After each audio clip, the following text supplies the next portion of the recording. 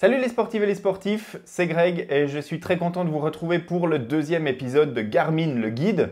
Dans cette vidéo, on va découvrir tous les contrôles, toute l'utilisation de la montre, comment fonctionne une montre Garmin équipée de 5 boutons.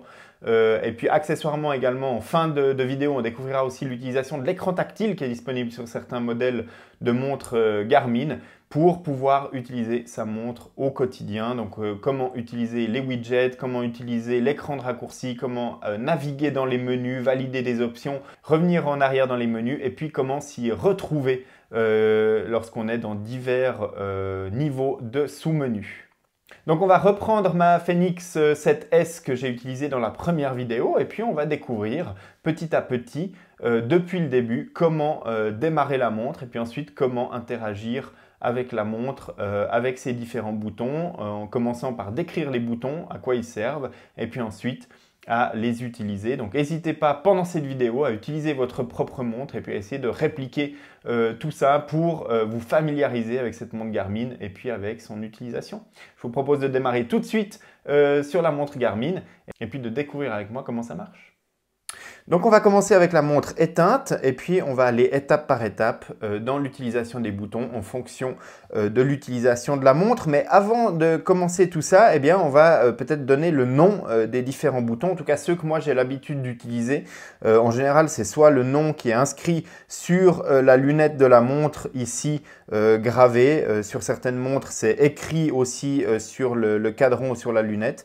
Et puis parfois, c'est une traduction en français pour certains boutons.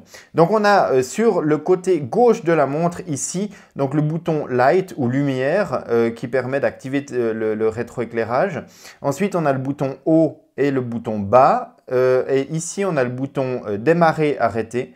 Et ici, on a le bouton retour. On verra que ce n'est pas forcément toutes ces utilisations-là dans les menus, mais on va découvrir ça petit à petit. Mais comme ça, vous avez déjà une information sur le nom de ces boutons. Donc là, ma Fenix 7S, elle est éteinte. Et puis, rassurez-vous, hein, l'utilisation des boutons est exactement la même sur tous les modèles de montres Garmin qui possèdent 5 boutons. Quel que soit le modèle, vous pouvez prendre la Forerunner d'entrée de gamme. En l'occurrence, actuellement, c'est la Forerunner 55. Vous prenez cette montre, eh bien, ce sera les mêmes contrôles que sur une montre haut de gamme comme une Fenix 7, une Epix 2 ou une montre très haut de gamme de chez Garmin. Et puis, elle sera également équipée de ces 5 boutons avec exactement les mêmes fonctionnalités. Donc là, la montre est éteinte. Pour l'allumer, je vais utiliser le bouton Light avec une pression prolongée dessus. Je vais tenir la montre avec les doigts, mais je vais essayer d'être le plus précis possible sur le bouton que j'utilise. Donc là, on va commencer à allumer la montre avec le bouton ici en haut à gauche, le bouton lumière, et puis je vais le maintenir appuyé quelques secondes et ça va démarrer ma Fenix 7. J'ai évidemment un petit peu raccourci le démarrage de la montre qui prend quand même quelques secondes. Mais voilà, on arrive sur le cadran de l'heure et la montre se met, on l'a vu, en mode veille. C'est-à-dire qu'elle va éteindre le rétroéclairage de l'écran et puis rester en mode veille avec l'affichage de l'heure. C'est ce qu'on appelle l'écran de base ou l'écran de l'heure. C'est toujours un petit peu le point de départ de chacune des explorations qu'on va faire dans les différents menus ou dans les différentes options de la montre. Donc moi je vais définir un ordre dans lequel on va découvrir la montre, mais ce n'est pas forcément un ordre absolument par ordre de priorité ou autre. Donc là ma montre Fenix 7S, elle est dans la configuration par défaut. Les seules choses que j'ai changées évidemment, c'est celle qu'on a vue dans la première vidéo, donc changement de l'heure pour qu'elle affiche l'heure au format 24 heures et pas au format 12 heures. On va pouvoir d'abord commencer à utiliser les boutons haut et bas pour se déplacer dans les widgets, parce que les widgets, c'est des éléments qui sont en dessus et en dessous de l'écran de l'heure si on regarde un petit peu le côté logique. Donc je vais utiliser le bouton haut ou le bouton bas pour descendre. L'ordre logique en fait dans lequel Garmin a mis les widgets, c'est l'ordre descendant. Donc on va utiliser le bouton du bas et puis on va faire défiler ces widgets. Donc on voit une pression et puis j'arrive dans le menu des widgets et là eh bien, le premier c'est l'onglet le widget météo et puis ensuite eh bien, je peux descendre avec le widget de l'éphéméride, ensuite le widget de l'altitude, du baromètre et du compas, ensuite le widget des performances sportives, le widget de statut d'entraînement, le widget de préparation d'entraînement, celui de la dernière activité sportive enregistrée, celui du nombre de pas enregistrés par la montre dans la journée, celui de la fréquence cardiaque en continu, celui du body battery, celui du sommeil, celui du statut de variabilité de fréquence cardiaque, celui de l'oxymètre de pouls, le calendrier, les notifications que j'ai actuellement sur mon smartphone, les commandes de musique, et puis un widget qui affiche les cours boursiers que j'aurais configurés dans ce widget. C'est ce qui est configuré par défaut, mais on n'est pas obligé de garder ça et on verra dans la prochaine vidéo comment customiser, comment personnaliser l'affichage de ces widgets. Pour l'instant, ce n'est pas vraiment le but de cette vidéo-là de changer cet affichage, c'est simplement de prendre l'habitude d'utiliser la montre. On voit que si je descends encore d'un étage, j'arrive sur l'option modifier les widgets.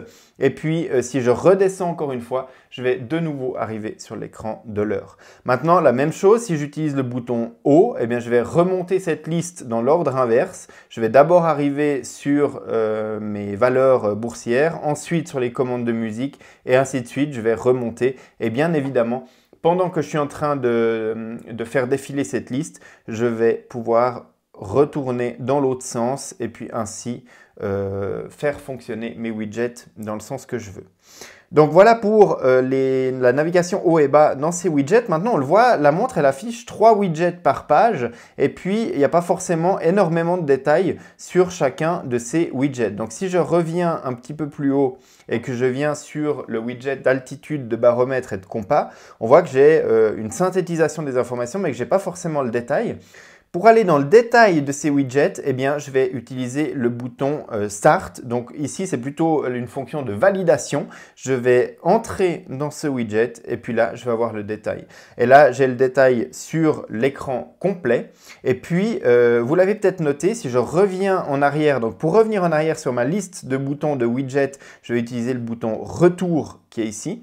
Ce bouton-là, il est toujours utilisé dans la montre pour revenir à la page précédente sur laquelle on était. Si je reviens dedans, on va noter assez rapidement ici sur la gauche qu'il y a plusieurs petits points qui viennent quelques secondes sur le côté de l'écran. Ça veut dire que dans ce widget-là, il y a plusieurs pages. Donc maintenant, depuis cet affichage-là, je peux redescendre et je vais afficher plusieurs informations qui font partie de ce widget ABC, donc altimètre, baromètre, compas. Donc ici, par exemple, j'ai mon compas qui fait le tour de l'écran avec le cap actuel, l'altitude et la tendance barométrique. Si je descends sur l'écran suivant, je vais avoir mon altitude ainsi que l'historique d'altitude sur les 4 dernières heures. Si je redescends encore une fois, je vais avoir la pression barométrique et son historique sur les 6 dernières heures. Et puis si je redescends encore une fois, j'aurai uniquement le compas avec le cap qui s'affiche en plus grand devant sur mon écran. Et si je redescends encore, vu qu'on a fait le tour de tous les écrans, eh bien je reviens sur l'écran du haut. Et là, encore une fois, on peut utiliser les boutons haut et bas indifféremment pour faire défiler ces différents écrans. Ça, c'est valable pour tous les widgets, mais tous n'ont pas forcément plusieurs pages à afficher. On peut, par exemple, revenir en arrière. Donc, il y en a quand même plusieurs qui ont des écrans différents à afficher. Si je viens dans l'écran des éphémérides, par exemple, celui-là, eh bien, il n'a que cet écran. Et donc, dans ce cas, les boutons haut et bas n'ont pas vraiment d'incidence. Sinon, regardez bien, si je fais défiler l'écran haut et bas, eh bien, on peut faire défiler les dates. Et là, l'éphéméride va changer. Par exemple, je peux aller dans quelques jours pour voir à quelle heure se lèvera le soleil. On voit qu'il se lève de plus en plus tard.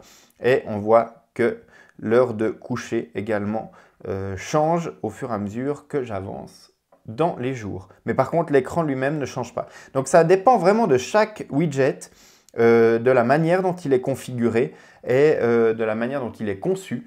On va pouvoir interagir différemment avec les boutons haut et bas.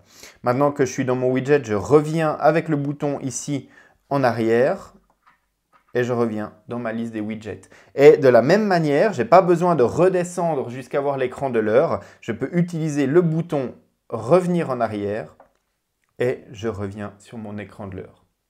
Maintenant, on va découvrir la notion de menu de la montre. On va pouvoir aller dans ces menus, modifier des paramètres ou changer des réglages ou accéder à des fonctionnalités avancées. Donc, depuis l'écran de base, depuis l'écran de l'heure, on accède au menu général de la montre avec une pression prolongée sur le bouton haut. Donc, je vais garder le doigt appuyé quelques secondes dessus et puis je vais arriver dans le menu général de ma montre. Le menu général, il va changer un petit peu en fonction du modèle de montre qu'on utilise. Il y aura plus ou moins de rubriques dedans, plus ou moins de fonctionnalités en fonction de la richesse fonctionnelle de la montre, mais globalement, ça fonctionne toujours de la même manière. Une fois que je suis dans le menu, eh bien, je peux descendre avec mes boutons haut et bas et puis je fais défiler les différentes fonctionnalités du menu. Et comme dans les widgets, une fois que j'arrive au bout, une fois que j'arrive au dernier élément, eh bien, je descends encore une fois et je reviens au début de mon menu. Et puis, bien évidemment, que je peux aussi descendre et remonter. Et on voit que depuis quelques temps, Garmin, sur ses montres, eh bien, effectue un menu principal avec 3 éléments, cadran de montre, horloge, historique. Et pour aller dans le menu complet, eh bien, je dois descendre d'un étage et puis ça m'active le menu paramètres de la montre. Et puis là, je peux accéder aux options des activités, aux options des notifications, à l'aspect de mon cadran de l'heure, aux capteurs et aux accessoires, aux fonctions de cartographie, aux fonctions de musique, de connectivité, de signaux sonores, de profil utilisateur et ainsi de suite. Je vais pouvoir accéder à tous les éléments du menu. Une fois que j'ai choisi un élément que je veux utiliser dans mon menu, par exemple, si je veux gérer les capteurs et accessoires connectés à la montre, eh bien, je vais utiliser le bouton Start pour valider que c'est bien dans ce menu-là que je veux rentrer. J'appuie dessus et là s'ouvre un nouveau sous-menu pour la partie capteurs et accessoires où je vais pouvoir ajouter un nouveau capteur ou alors aller éditer des capteurs intégrés à la montre ou des capteurs que j'aurais éventuellement déjà couplés. Bien évidemment, tout ça, c'est des choses qu'on découvrira dans les prochaines vidéos du guide Garmin. Donc là, je suis dans la partie capteur, donc le sous-menu capteur avec une pression sur le bouton retour. Je reviens un élément plus haut dans mon menu et je retourne dans mon menu. Une nouvelle pression et j'arrive de nouveau sur l'écran de l'heure. Donc ça, c'est le menu général de la montre qu'on accède depuis l'écran de l'heure. Mais maintenant qu'on a découvert les widgets et le concept de menu, on va découvrir que si je descends dans les widgets et que je viens par exemple, maintenant je valide que je veux rentrer dans mon widget altimètre, baromètre, compas et que j'effectue la même manipulation pour la gestion des menus. Donc je vais remaintenir de manière prolongée le bouton haut. Et on voit que là, j'arrive dans un menu spécifique pour les options de mon widget altimètre, baromètre, compas. Et puis ensuite, je peux descendre. Et là, on voit que j'arrive dans le menu général. Mais par contre, si je reviens en haut, j'ai un menu spécifique pour ce widget. Et là, je vais pouvoir entrer dans ce menu spécifique et je vais pouvoir configurer des éléments spécifiques pour ce widget altimètre, baromètre et compas. Et par exemple, si je viens dans le menu compas, eh bien, je vais pouvoir l'étalonner, je vais pouvoir changer les unités d'affichage, je vais pouvoir changer ma référence pour le nord et ainsi de suite. Donc, j'aurai des options spécifiques pour cet endroit et on retrouve, donc là, je reviens en arrière avec le bouton retour. Je reviens à la liste de mes widgets et je peux aller chercher un autre widget, par exemple le widget du nombre de pas. Je rentre à l'intérieur en validant et puis là, je maintiens appuyé le bouton menu et voilà, j'ai mes options pour le widget du nombre de pas. Et si j'entre à l'intérieur, je peux voir que j'ai en fait toutes les options liées à santé et bien-être qui viennent directement dans le menu. Donc, c'est une façon simple d'accéder à des sous-menus pour régler mes activités quotidiennes. Et ce n'est pas forcément le cas dans tous les éléments. Je ne pense pas que tous les widgets ont un menu spécifique, mais c'est le cas pour beaucoup d'entre eux. Et si on vient par exemple ici dans l'éphéméride, eh bien, je vais pouvoir aussi rentrer dans mon menu et puis là j'aurai un menu un peu plus général sur la position actuelle ou sur les alarmes par rapport au lever et coucher du soleil, mais on voit que c'est toujours quand même des options de la montre qui sont en adéquation avec l'élément qu'on est en train de consulter. Et ça, c'est valable dans les widgets, mais c'est valable dans tous les éléments. On le verra aussi plus tard dans les options de profil sportif, etc. Donc, en fonction de où on appelle le menu, il ne va pas s'afficher de la même manière. Donc, si on est un petit peu perdu dans la manière dont il affiche le menu, on peut toujours appuyer sur le bouton retour jusqu'à arriver à l'heure.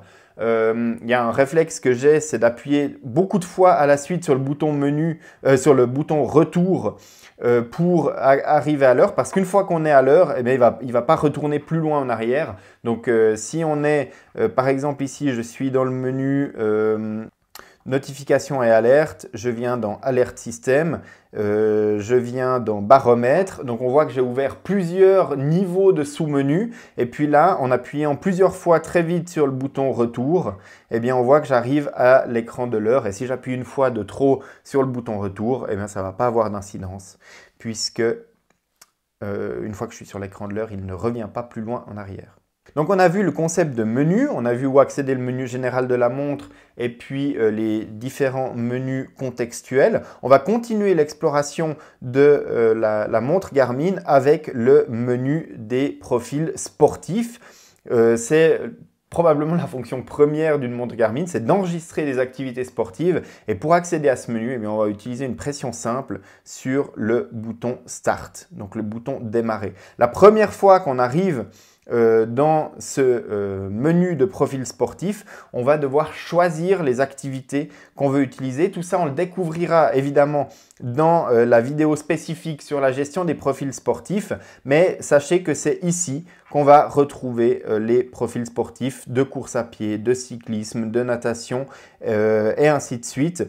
Et puis qu'on va pouvoir enregistrer les activités. Et pour revenir en arrière depuis cet écran de profil sportif, eh bien, je peux retourner en arrière sur mon écran, sur mon bouton retour. On aura une vidéo spéciale sur les profils sportifs dans laquelle on découvrira comment ça fonctionne de A à Z, comment les personnaliser, comment les ordonner dans notre menu de montre. Donc, on reviendra plus en détail. Mais sachez déjà que vous pouvez accéder à ce menu de profil sportif avec une simple pression du bouton Start. Et là, eh bien, on a nos activités sportives qui nous attendront. On a une boîte à outils qui est très sympathique proposée par Garmin sur ses montres, c'est l'écran de raccourci. Et l'écran de raccourci, on peut l'accéder depuis n'importe quelle situation. Donc on peut être par exemple dans un widget, on peut être dans un menu, ou pendant qu'on est en train d'enregistrer une activité sportive, et de n'importe quelle position, on garde appuyé le bouton lumière là en dessus quelques secondes. Et on arrive sur l'écran de raccourci. Et là, on a différents éléments qui sont tout autour du cadran de la montre. Et on peut naviguer dans ces différents éléments avec les boutons haut et bas. Et puis, on va les faire tourner. Ces éléments qu'on a sur cet écran, on peut les personnaliser en fonction de nos besoins.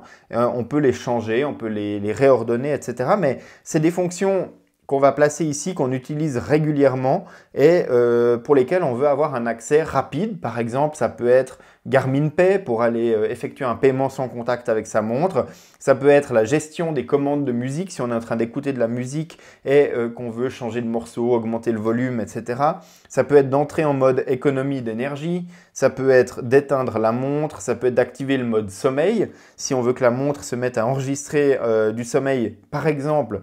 Si on va se coucher à un horaire un petit peu inhabituel qui n'est pas dans les horaires configurés par défaut dans la montre. Sur les montres qui ont un écran tactile, ça permet d'activer ou de désactiver les fonctions tactiles et ainsi de suite. Donc on découvrira également dans la prochaine vidéo, là où on va découvrir comment personnaliser et réordonner ces widgets, eh bien on découvrira également comment réordonner et personnaliser cet écran de raccourci. Mais sachez déjà qu'il est très pratique, que moi en tout cas je l'utilise quotidiennement quand j'ai une montre Garmin au poignet pour aller chercher les fonctions dont j'ai le plus besoin.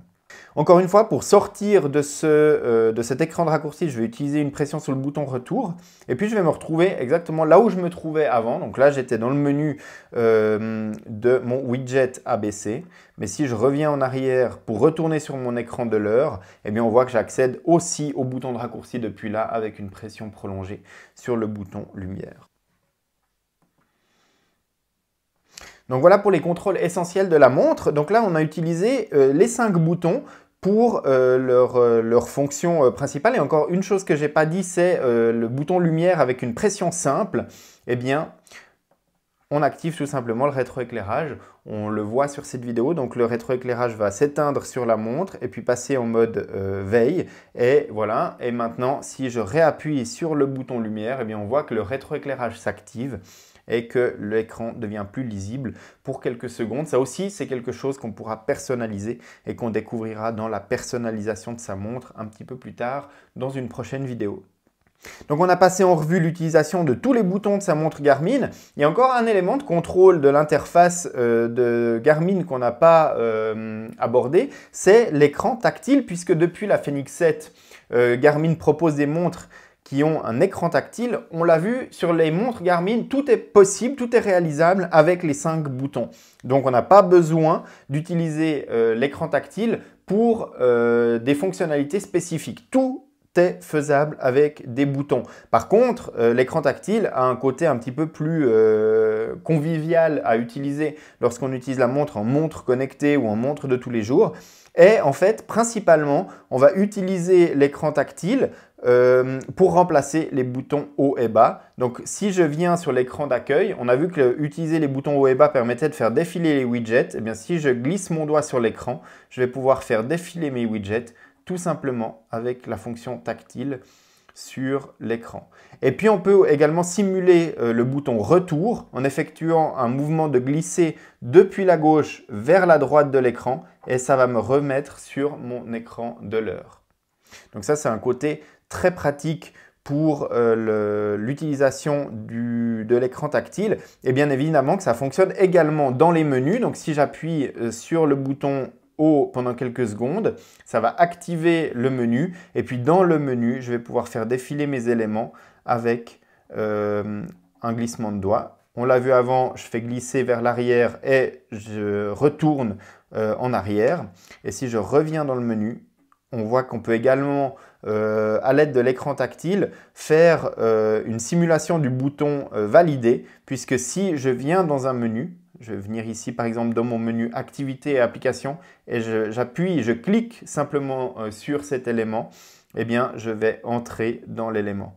Et ensuite je peux naviguer en arrière, faire défiler mon menu de haut en bas et puis entrer dans un élément en faisant une petite tape sur l'élément.